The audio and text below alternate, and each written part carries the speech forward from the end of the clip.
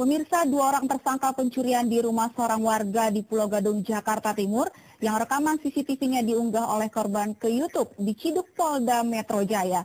Kepada wartawan, korban mengaku terpaksa mengunggah peristiwa itu lantaran kecewa karena pihak Polsek Metro Pulau Gadung tidak mengusut kasus pencurian yang terjadi di rumahnya itu.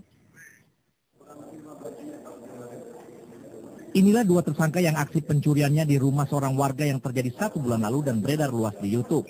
Berkat CCTV, 2 tersangka berinisial SW dan D dibekuk Satuan Jatanras Polda Metro Jaya 26 November lalu. Sementara itu kepada petugas dan wartawan, korban mengaku aksi pencurian yang beredar di YouTube adalah aksi pencurian kedua yang dialaminya dalam 2 bulan terakhir.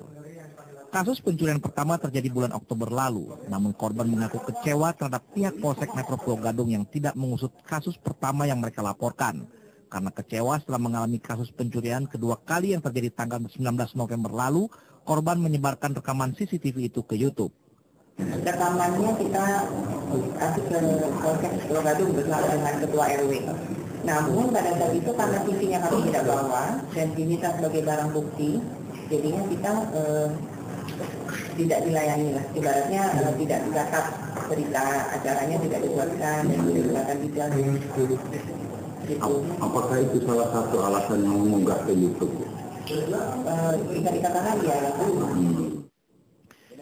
Direktur Kriminal Umum Polda Metro Jaya mengatakan kedua tersangka merupakan komplotan pencuri yang sering menggunakan modus berpura-pura memperbaiki AC dan petugas penjual karpet.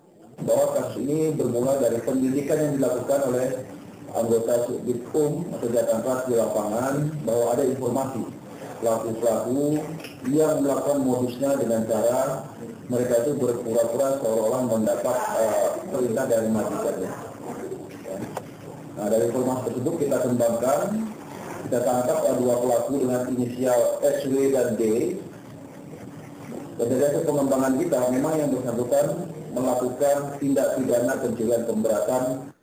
Dalam rekaman CCTV berdurasi 12 menit ini terlihat tersangka yang berpenampilan rapi begitu tenang melakukan aksinya tanpa dicurigai pembantu dan anak korban. Begitu berada di dalam rumah, keduanya leluasa menggondol 3 unit jam tangan mewah, 1 unit laptop, perhiasan, uang yang totalnya mencapai 12 juta rupiah. Demikian laporan tim liputan Topik dari Jakarta.